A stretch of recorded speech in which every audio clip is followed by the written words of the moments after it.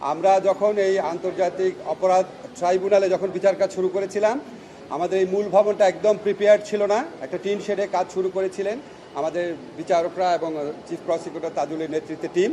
তো আমাদের পূর্ত মন্ত্রণালয়, গৃহায়ন ও পূর্ত মন্ত্রণালয়ের মাননীয় মন্ত্রী আদিলুর রহমান খান, আমাদের উপদেষ্টা আদিলুর রহমান খান, আমাদের যে পূর্ত সচিব আছেন, আমাদের চিফ ইঞ্জিনিয়ার আছেন, ওনারা প্রায় একটা অসম্ভবকে সম্ভব করেছিলেন।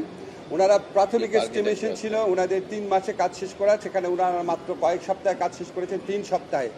আজকে আমরা যে দ্বিতীয় ভবন আছে, দ্বিতীয় যে ট্রাইব্যুনালটা আছে, দ্বিতীয় ট্রাইব্যুনালটা এই ভবনে পার্মানেন্টলি যেন উঠে আসতে পারে, এটা লক্ষ্যে নির্মাণ কাজ শুরু হয়েছিল, সেই কাজটা আছে কমপ্লিশন হয়েছে।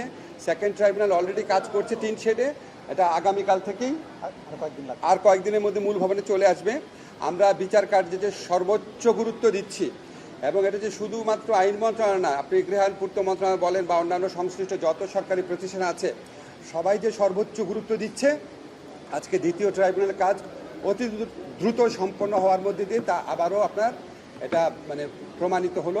তো আমরা এমনকি এটাও চিন্তা করছি, আমরা এখন 3 শেডটা খালি হয়ে গেলে আমরা আন্তর্জাতিক অপরাধ আদালত 3ও করতে পারি।